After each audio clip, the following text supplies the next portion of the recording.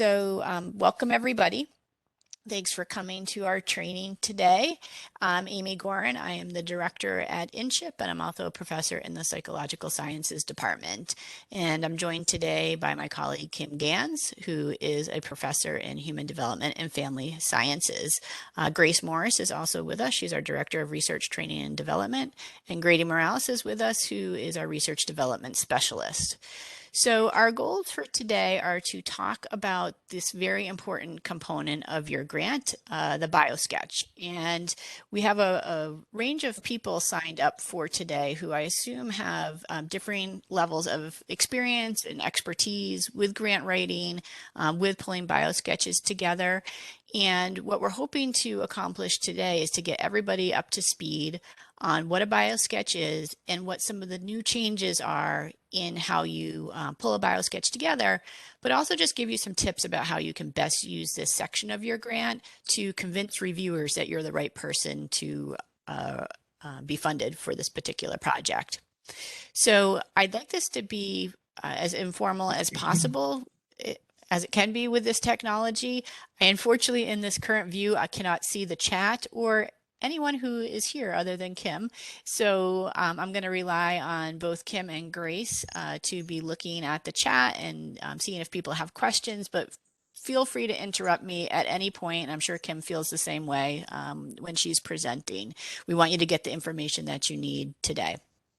I would also suggest that you may want to pull up the Word version of the Biosketch template as we're talking, because then you can just type notes into each of the sections as we go through them.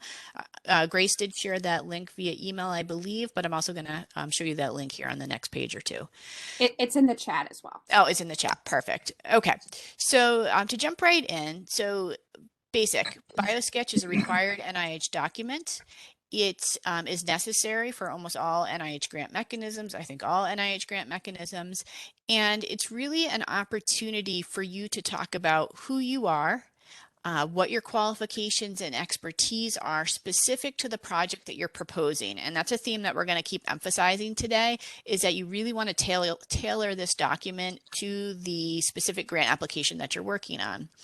So it's who you are, what your qualifications and expertise are for the proposed project, and also gives you a chance to talk about any prior collaborations that you have with your investigative team. This is the only designated place in your grant where reviewers are expecting you to talk about yourself. There are other places in your grant, though, that you can weave this in, and we encourage you to do that. For example, in your specific aims or your research plan and in your budget justification. But this is where reviewers are going to go to figure out who you are and whether you are well suited to this particular project.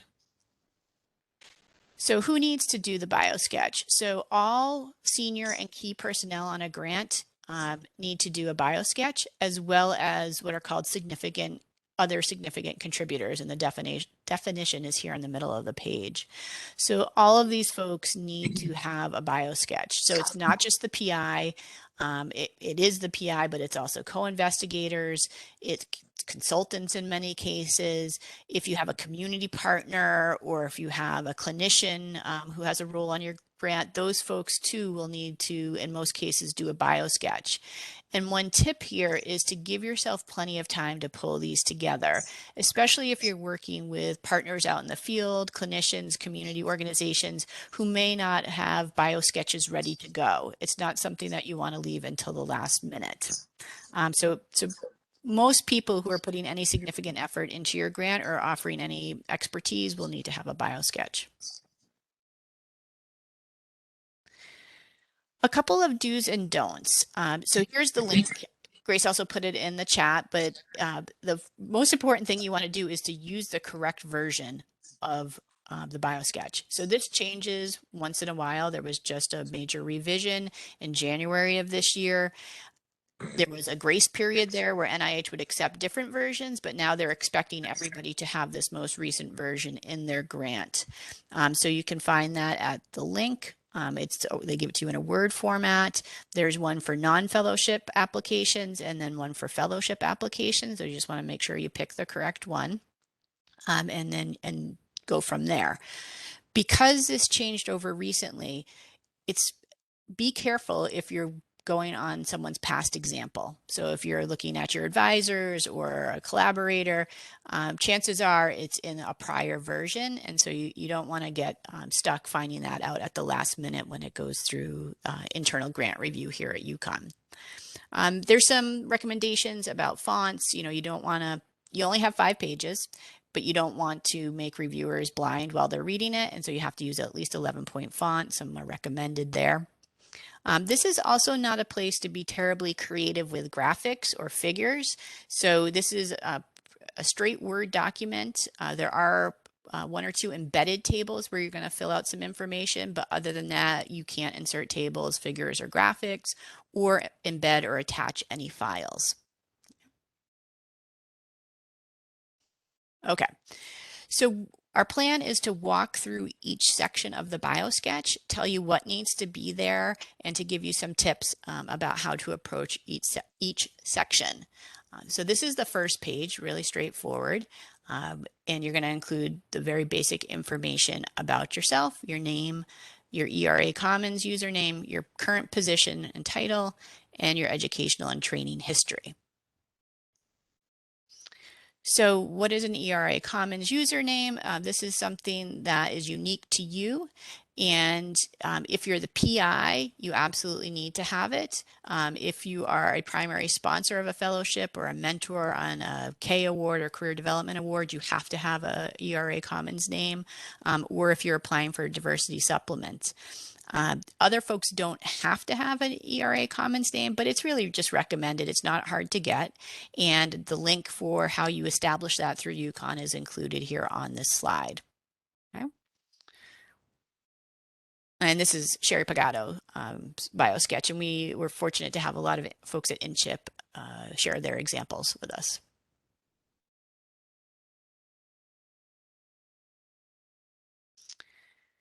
The other part of this first section is your education and training. And here you want to start with your BA or your BS or your initial professional education, a nursing certificate or degree, etc. You're also going to include any postdoc training that you've received, if you completed a residency, if you did a clinical training fellowship, those should all be included here as well. And you just list the field of study for each of those areas. Again, the purpose of this Biosketch is to show that you are the right person to lead this particular application or to be a co-investigator or whatnot on a particular application. And so it's important that you provide accurate and updated information here in terms of your education and training. If you are in a program and you have not yet completed it, you should still include it and just include your expected date in terms of date completion. Okay. So that's the very first piece of it. There is that sort of built-in table in the template that you just plug in your information to. Now we're going to get into more of the meat of the Biosketch. And the first section, section A, is your personal statement. I'm going to give you a second to read an example here. This is from Caitlin Caspi, who is in the Rudd Center for Food Policy and Health, and also Allied Health Sciences, and she graciously shared her updated Biosketch, which I'll give you a second to read her description here.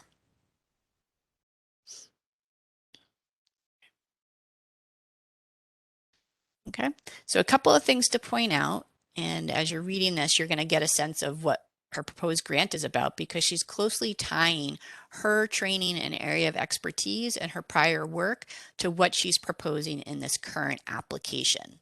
You also get a quick read of her training, what her past research has focused on, where she's working now, and the fact that she's used the type of methodology that she's proposing in the current project in prior investigations. So let's break it down in terms of what you can have in this first section. This is a longer example. This is Amanda Dennis, who is an associate professor in communication. And there is no specific length that this section has to be. You have 5 pages for your entire Biosketch. Kim's going to talk about the contributions to science, which take up the bulk of those 5 pages. So, you know, with this section, you're usually looking at the bottom of that first page, maybe onto the top of the second page of your Biosketch. So, what do you want to have in your personal statement?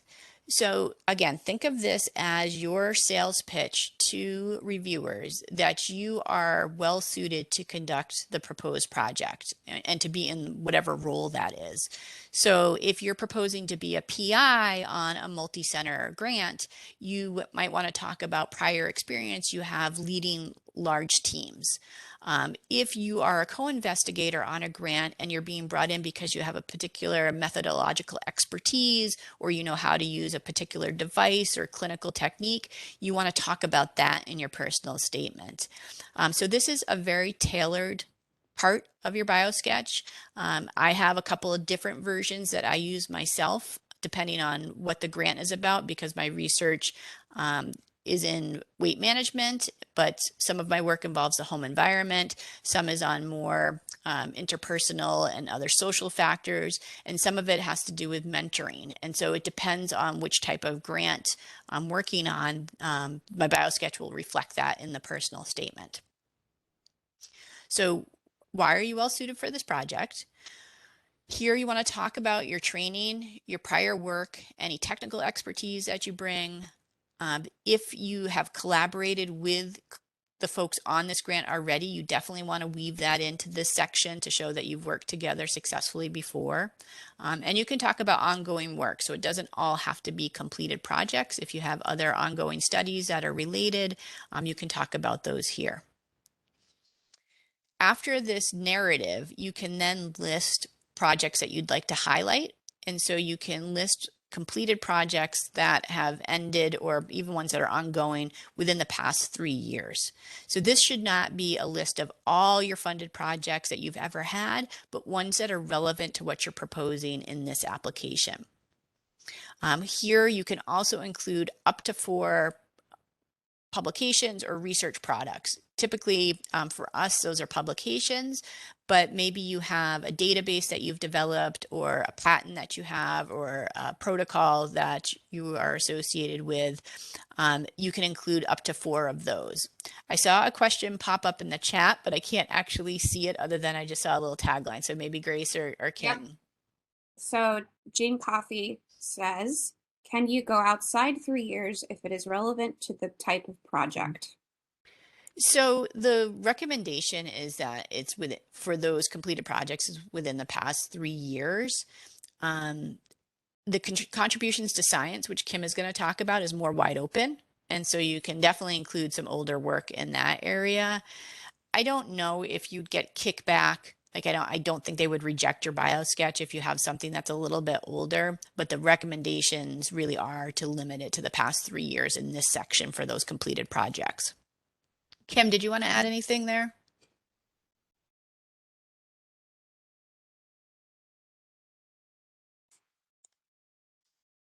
Okay.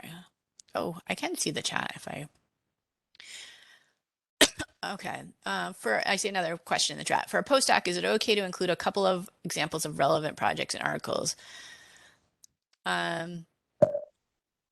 Yes. I'm not sure why you wouldn't. So yes, absolutely. If you have any relevant projects and articles, I mean, you don't attach them. You wouldn't attach the manuscript, but you'd certainly list them in your biosketch. Okay. And to highlight relevance, can we do a combination of relevant sea grants, other grants, and pubs? Absolutely. Yes, for sure. So this can be, seed grants that you internal funding that you have, external funding, publications, a mix of them. That's absolutely fine. One key here is you do not want to include hyperlinks. So hyperlinks can potentially get your grant rejected, believe it or not. They're afraid that people will be able to track who your reviewer is and have undue influence on reviewers. So there are only a few very specific places you can have hyperlinks in your grants, and this is not one of them. Amy, I'll just add something. I guess I was on mute before and I didn't realize it. And someone in the chat mentioned the same thing as well, that SPS will actually kick your biosketch back if they see included grants that are past 3 years. So they're strict about it here. I've actually been on study sections where I have seen biosketches that have gone back past that, And the study section in NIH doesn't seem to care as much, but it will get kicked back internally. Yeah. But you can go back to SPS and say, it's really important for me to have this grant on there. If you really think you want to highlight something that's just a little bit past 3 years, but I wouldn't go putting on things that are like from 10 years ago or something like that.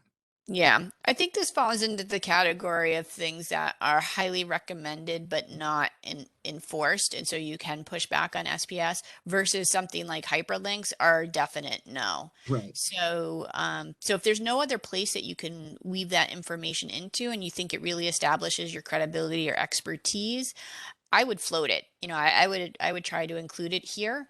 If you're not including it in the contributions to science section, which Kim is going to talk about in a few minutes. Yeah, and just one thing to clarify. So the personal statement, you can go back as far as you want. Mm-hmm. That list, which I think is on the next slide, and you'll show an example of the list. It's just that list that can't, oh, maybe, no, it's further than that. Yeah, I'll show it in a second. Yeah, so it's just that list that you can't go further than 3 years within your personal statement, and within the section at the end, which is contributions to science. You can go back as far as you want with talking about your research, and you can cite publications back as far as you want as well. Yeah, and SUDA, you can repeat things. Yes. And particularly if you're at the earlier stages of your career, that's perfectly acceptable to do that. And especially if it's something that's really closely related to what you're proposing in the grant, and you want to make sure the reviewer gets it and you can kind of hit them over the head with it. Here's another example, and again, this gets to the point of tailoring. If you're writing a personal statement for something that a project you're going to be a mentor on, you want to make sure that personal statement speaks to your ability and experience mentoring, and also providing whatever training is proposed in the mentoring plan. So for example, this is Kim actually. So she is mentoring someone here for something that involved developing interventions, and Kim has a lot of experience with intervention mapping, which is a technique that you might use in developing theory-based behavior change techniques. So she clearly states that in this section of her personal statement.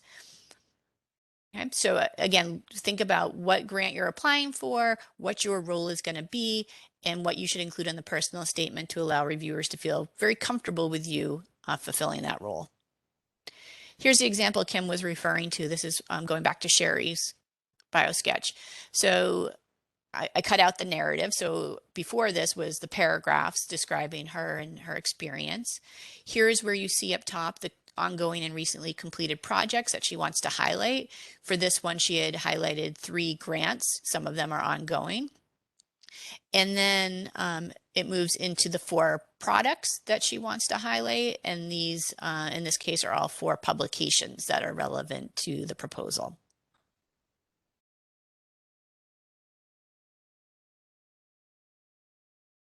Okay, and here's another example. This is coming from Kim, just to show you how publications are often listed. One thing I like about what Kim did here was pulled these 4 out of a total of 120. So you get a sense of her productivity and expertise and seniority in this topic area. Okay, a couple of things to consider.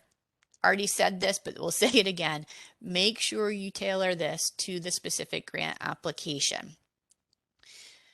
Make it really easy for reviewers to see you in the role that you're proposed to be in for this grant. This is also a section where you can explain any gaps in your productivity or training. So let's say you had family care responsibilities, had maternity leaves or multiple maternity leaves, or had to take time off for any reason, disability, military service, etc. Could even be COVID in the next few years. This is a place where you can talk about that. You can also note whether you've published or created things under a different name. So you want to point that out to reviewers in your personal statement. And for folks who are applying for things like a dissertation research award or diversity supplement, there are some more specific guidance for this section related to interweaving your career goals and your trajectory and some of your training objectives. So that would need to go in if you fall into one of those categories. We're happy to talk offline about that if that applies to you. Any questions about the personal statement?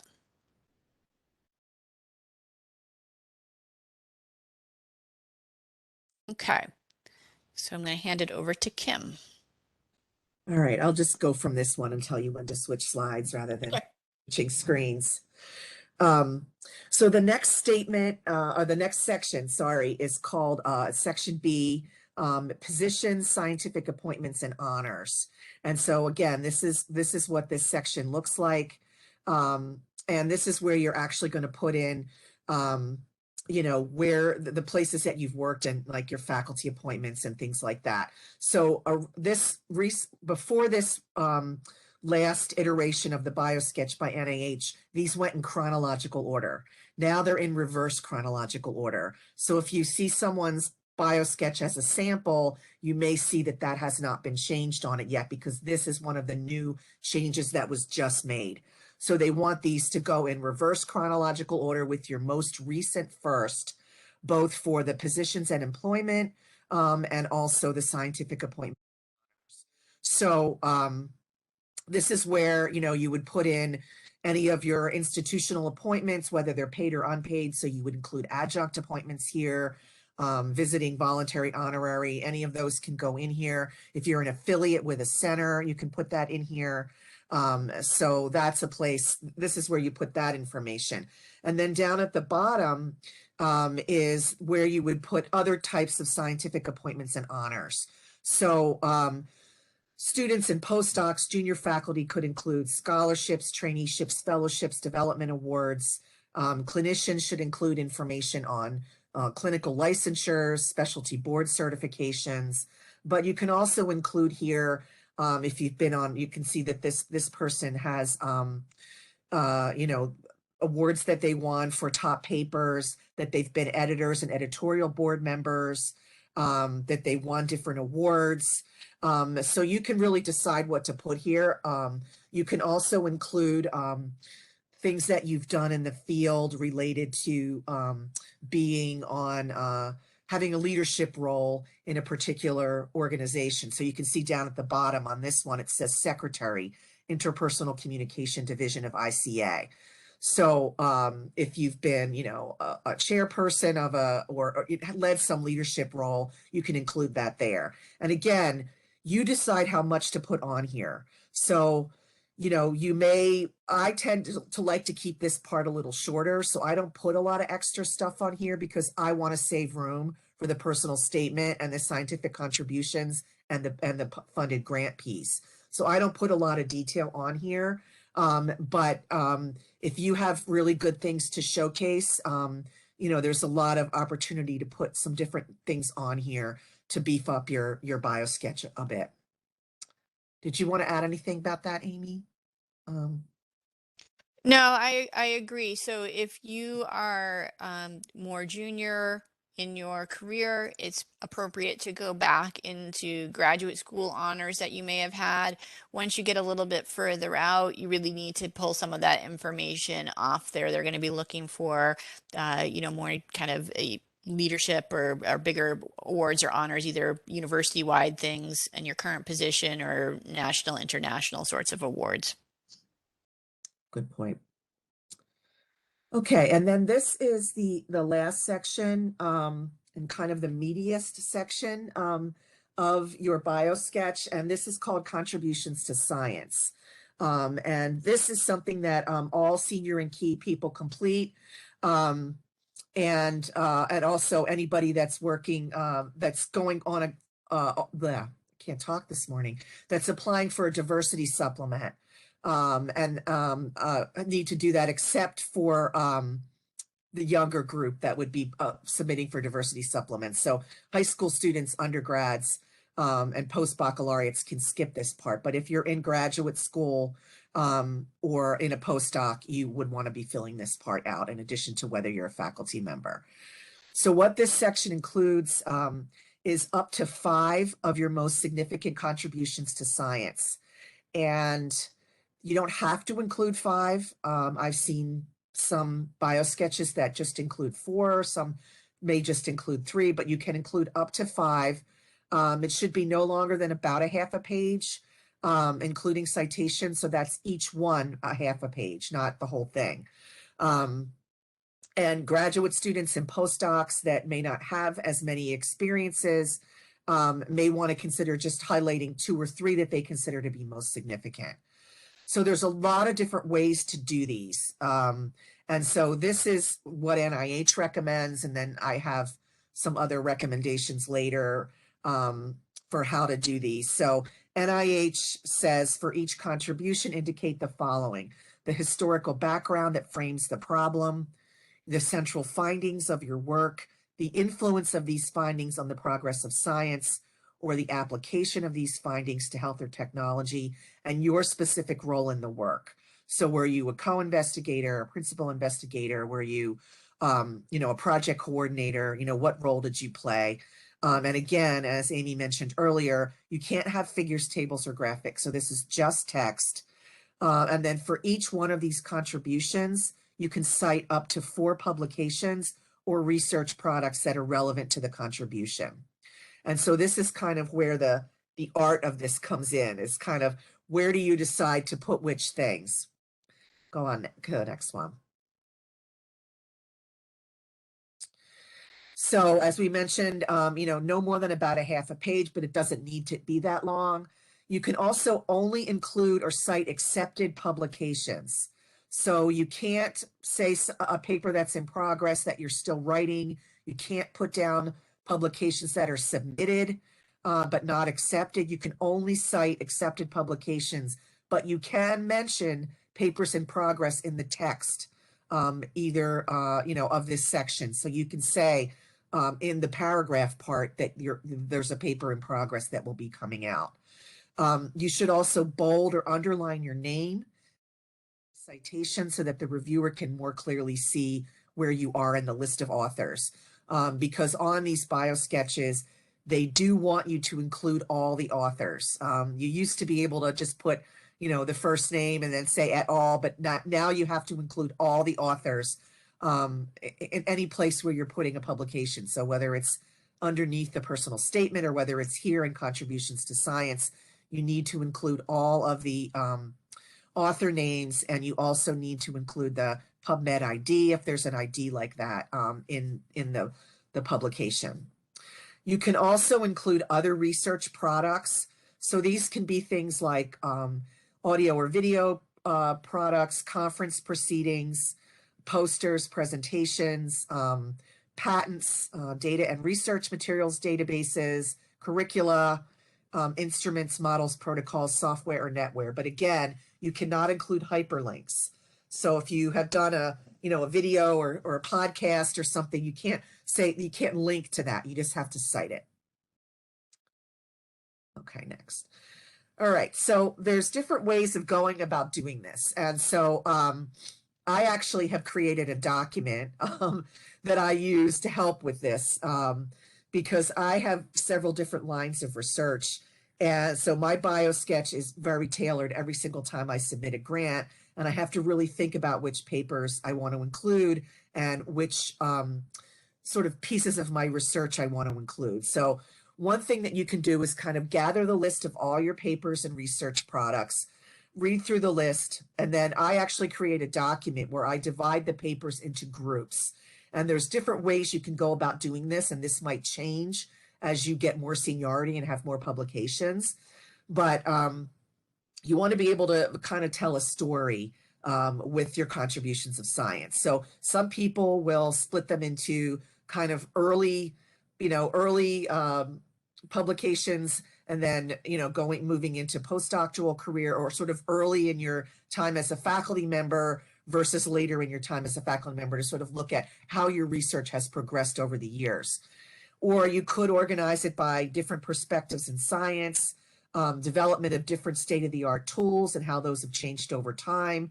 Also varying translational stages. So you could include a section on formative research that you've done, then a section on studies that you've conducted that were more efficacy trials, and then maybe move into doing more disseminational or translational work. So that could be another way to split it up. You can also split up by topics. So for example, I do research in nutrition, physical activity, and weight management. So I might want to split things up that way, or settings. So for example, I've done work in childcare, work sites, schools, neighborhoods. I've done work with retail markets. So I might want to split my work up that way. And the same thing with channels. So you may, have done work that's using text messaging or, mHealth approaches, videos. So you might want to split things up that way. I've also done some biosketches where I wanted to highlight my experience training lay people, so training community health workers or lay people. So I had a section about that in my grant of all the projects that I've worked with that. So I see a couple of questions. Yeah, I didn't know if you were able to see those, Kim. I was just going to jump in with those. Are you able Yeah. to see them? Not really. No, I saw them pop up, but then they disappeared. So Okay, so we'll just go over them with you here. So Aaron Mead Morse asks, what are your thoughts about citing another group's paper that cited your paper to show the significance of your findings for science? So I don't think I would do that here, but you could mention it in the paragraph. That's what I think too. Suggest doing it is to say, this work is so significant. Look at the impact that it made. These other researchers are using it in their work. But I don't think it should go on your list of 4 publications. Those should be things that you're cited in. Okay. Sarah asked, are conference papers proceedings weighted less than published articles in this context? I would say yes. Yeah, but I think, I think it's worth including them if you don't Yeah. have, 4 publications in the area. I think it shows your commitment to that area and that you're beginning to make a contribution. So I would encourage you to include them. Yes. Of course, if you have enough papers, I would prioritize those. Yeah. And then Darcy asked, can you cite a paper where you contributed by conducting the data analysis, for example, but were not listed as an author?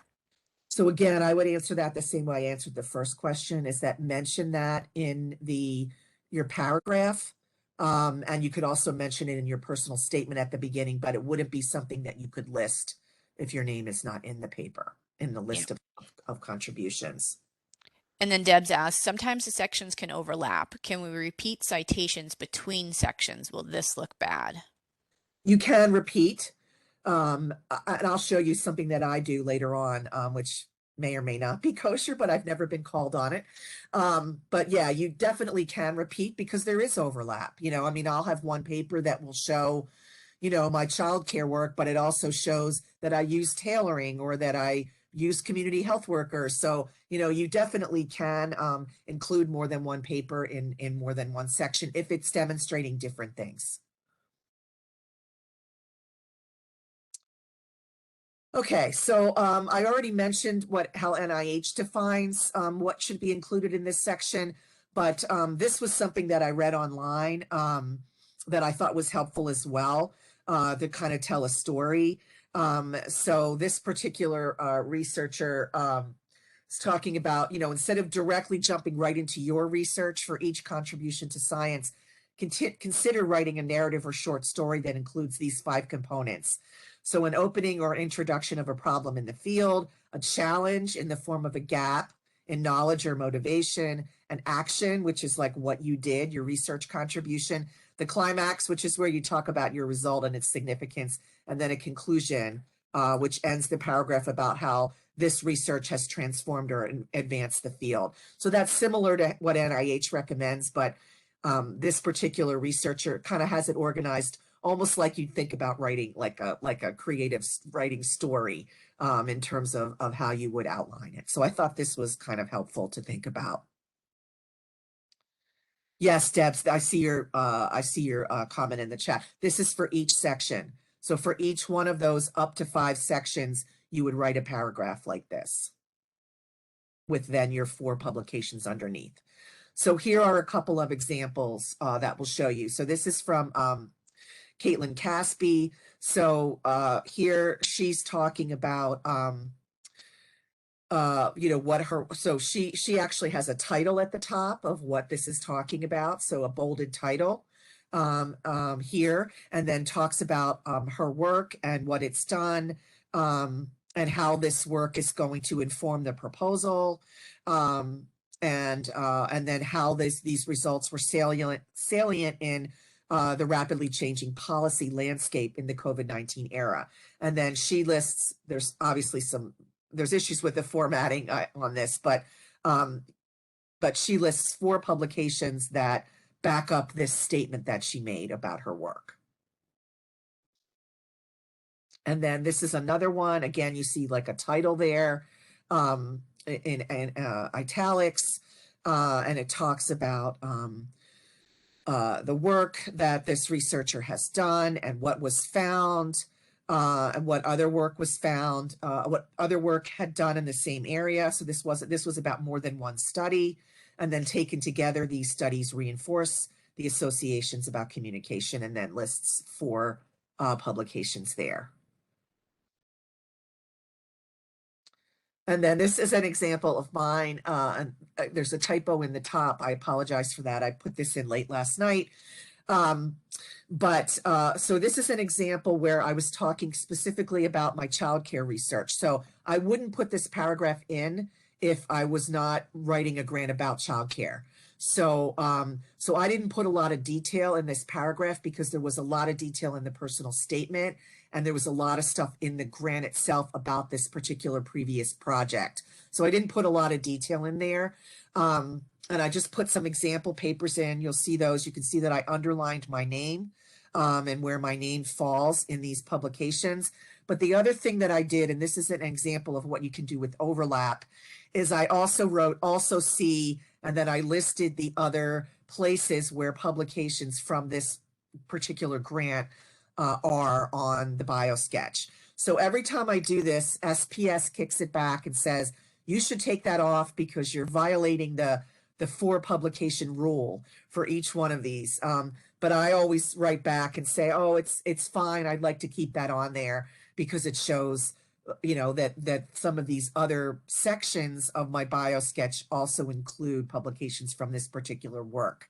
So I have never had an issue with NIH since I've been doing this for, I don't know, since the Biosketch changed from a long list of publications to these scientific contributions. So that's something, if you have a lot of publications, that you could think about doing if you want to show that there are places in other parts of the Biosketch that where this that also back up this particular statement. Okay, next slide. So the other thing that you can do, this is the one place where you are allowed to have a URL, is you can provide a URL to the full list of your published work. It's not required to do this, but it has to be tied to a .gov suffix. So NIH recommends using my bibliography, which is something that you can actually sign up for, and it will keep track of all your publications. So it's part of the National Library of Medicine under NIH. So you can see this is Sherry's link here. So you would click on this link and that would go into a document that would show all of Sherry's publications. So sometimes reviewers may want to take a look at that. So it's a nice place to be able to do that. So I'd use the same link on my bibliography, and I also will mention kind of the overall number of publications I have in this section. Okay, and then the last section is section D. A lot of us will not have this section on our Biosketches.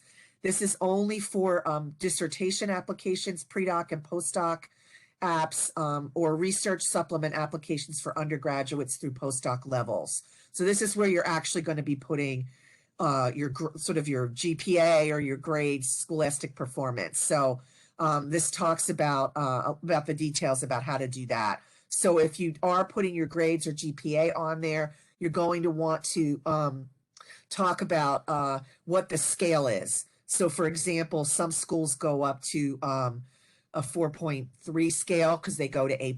Some schools don't do that. You know, it depends on what your school does. So is it a numerical scale? Is it a, you know, an A, B, C, D, F scale? Is it a 0 to 4.0 or 0 to 4.3 scale? You also want to indicate the levels required for a passing grade. And then for postdocs, the same thing. You want to list by institution, which the same kind of information that was listed above. So once you're past the postdoc stage, you would take this section D off of your biosketch. So just to end here, again, we've been kind of beating you over the head with this, but make it personal and tailored. So I've had people say to me, "Oh, can you send me a sample of your can you send me your biosketch?" And I'm like, "Well, I don't have a biosketch. I have like probably 25 biosketches or maybe even more, because you have to tailor it to the particular grant that you're writing and what that grant is about." And so it's really an opportunity to tell the reviewers about you, why you are a good fit for the project, the team, the funding mechanism, who your collaborators are, your mentoring experience if it's a mentoring grant. So it's really a place to do this. And as Amy said, don't wait on this. Like, this is something you should be working on at the very beginning as you're beginning to write your grant, is to be working on this section as well. So make it easy on the reviewers. Demonstrate you're the most qualified, bold, highlight certain things that you want them to see and notice. Avoid using jargon in here and acronyms if you don't spell them out, because the reviewers are not necessarily going to be from your area of expertise. So don't assume they know something. Really make it clear. And also get examples. So ask your colleagues for examples. InCHIP has also has a kind of a portfolio of different biosketches at different levels, from postdoc all the way up to senior professor level faculty and everything in between. So you can contact InCHIP and you can ask for examples of biosketches. You can also ask your colleagues as well to be able to model after. But again, make sure, so the biosketch that's the most recent, at the very, very top, there's a header, and the header is a 2024 expiration date. And so that's how you'll know that it's the latest version, is if the very, very top of the biosketch has that 2024 expiration date. And if it's a date that's earlier than that, it's not the latest version of the forms. Just wanted to jump in here and say that if you want to reach out to InCHIP about this, a good point of contact would be Grace Morris, our Director of Research Training and Development, who can set you up with the appropriate examples and walk you through any questions that you have on this form. Yeah, and I noticed that Deb's just put in the chat exactly what that header looks like.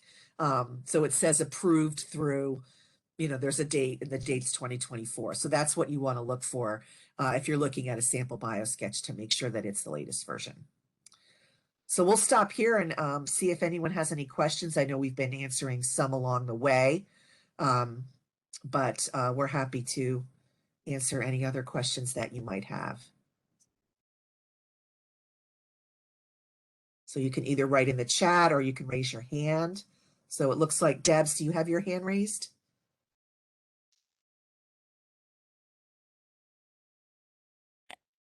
Can you hear me? Yes. Oh, okay, great.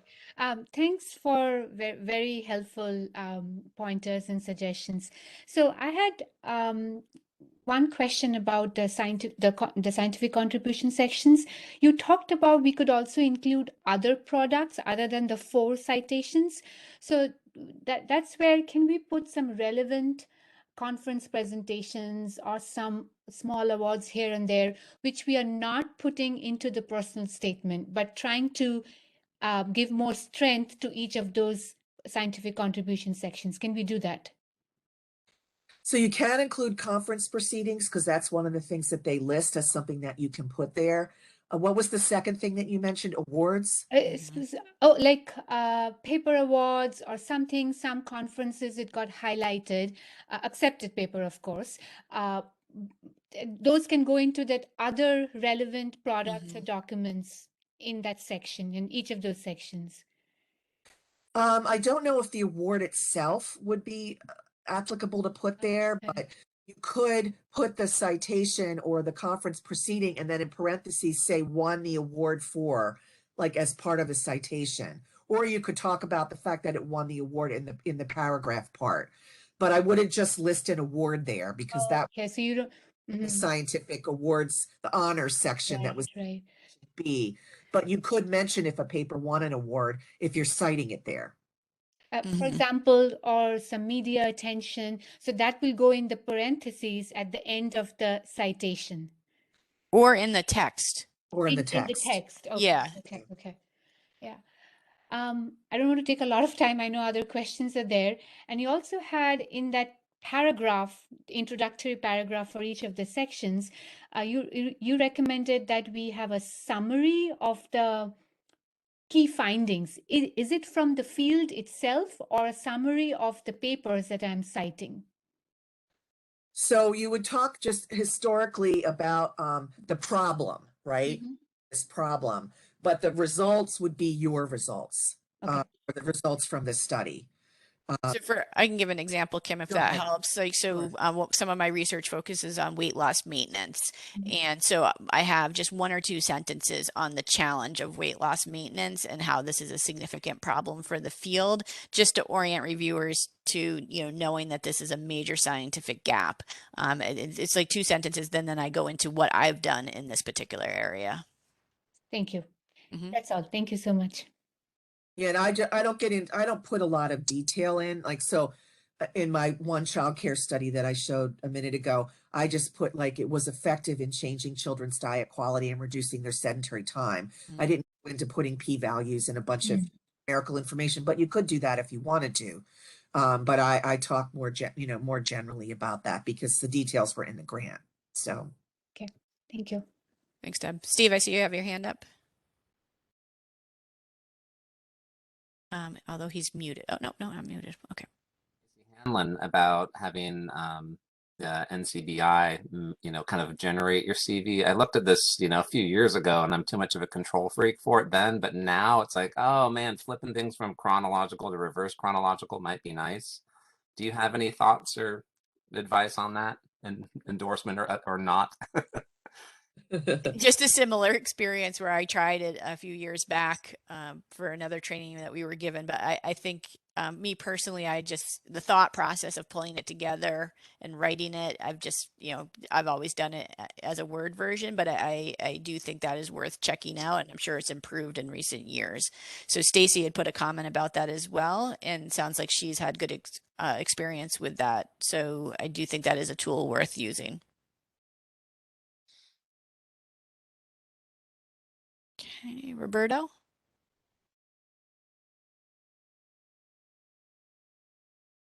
Information. I have a quick question. I organize my contribution to science according to my degrees. For example, what I did in my bachelor, what I did in my master. But for example, uh, for the first part of my PhD, it was kind of a continuation of the master's, but I went deeper, and then I did like a different things. For what I understood, should I like instead of having the contributions to science by like the what I did in my master or what I did in my PhD, should I put them rather like by topics? Like for example, like antimicrobial nanomaterials, and then like nanotoxicology. That's what I would do personally. So, because that section's less about them following you chronologically than really understanding the contributions you've made to the fields that are related to what you're studying or proposing to study right now. And Kim, I'll defer to you here too as to what you do. But I would be, as a reviewer, I'd be much more interested in those broad topic areas where you've made a difference versus sort of seeing what was master's versus PhD. Oh, thank you so yeah, much. I think that's a good suggestion. The only time that may be different would be if the research really differed by different stages in your career. So you were working on one completely separate area, in your bachelor's versus master's versus doctoral. In that case, you might want to talk more by stage. But if the research connects, it would be better to do it more theme related rather than stage of career related. Yes, well, yes, because they are connected, but my master was in life science and microbiology, but then I went to physics. So the approach changed, but the Yeah. research continue. It's continuous. So Yeah. So it sounds like you have a good story that you can tell about the progression of your research and more about the research itself rather than the fact that, what stage of your career you were in. So oh great. Thank you. Kim, you may have mentioned this, and I'm sorry if I missed it, but you know, you don't have to you don't have to go to the max with those contributions to science. So if there's really 2 or 3 areas where you feel like you can make the case that you've made a significant contribution, it's better to just focus on those than to try and fill up the whole document. Exactly. So, and I see a question, not quite related, but a little bit related by Suda here about should contributions to science be ordered based on relevance to the submitted grant itself, although maybe you've done less work in that work as of date. So let's say the grant is on a newer area for you and you maybe only have 1 or 2 products there, but you're more well known for something else and could build those out more. Kim, how would you handle that? Yeah, so that's interesting. So I've actually had an experience working as a mentor on someone's K that, well, 2 people's Ks actually that were in areas that had really very little to do with my own research. So, you know, I'm an obesity researcher and I was mentoring someone that does work in violence prevention and another person who was doing mindfulness divorced families. And so not my area at all. So I talked more about not so much the content, I talked more about um like the intervention design, the the formative work that I've done, the mixed methods work that I've done. So I talked more about sort of the processes of my research rather than the topical areas. So I don't know if that answers what you're saying, but you know, if you're moving into a new area, you know, you may not have experience in that particular topic area, but you have experience in you know, research methods or other things that you may have done that could tie in.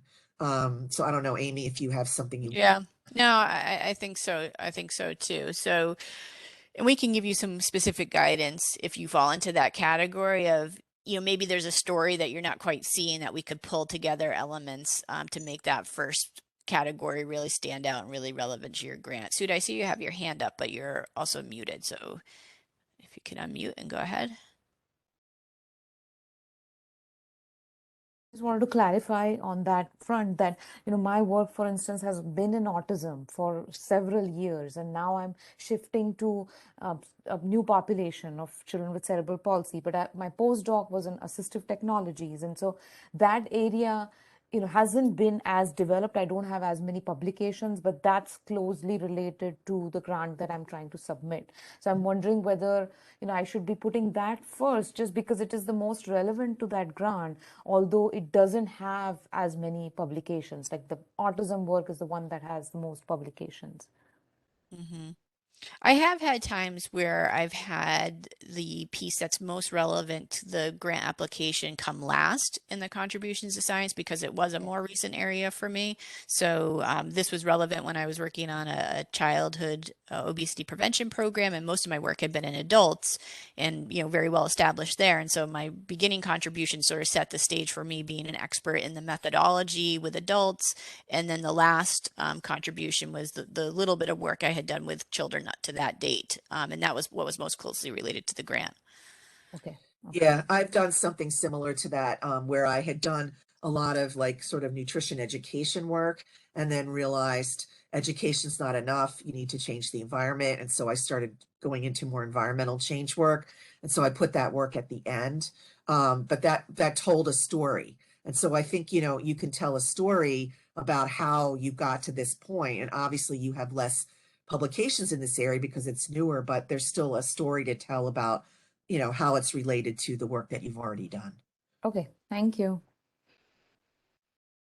Well, we're coming up on the end of the hour here, so I just wanted to encourage folks, if they have other questions, to reach out. Grace is on here. She is a wonderful resource for you all. We're happy to share examples, and we want to help you write a compelling as possible biosketch. So don't hold back. Don't wait until the last minute, and reach out for whatever help you need. And thanks to Kim for co-hosting this with me. Thank you, Amy. Thanks, everybody. Someone just asked if they could send their biosketch into InCHIP for review. Sure. Definitely.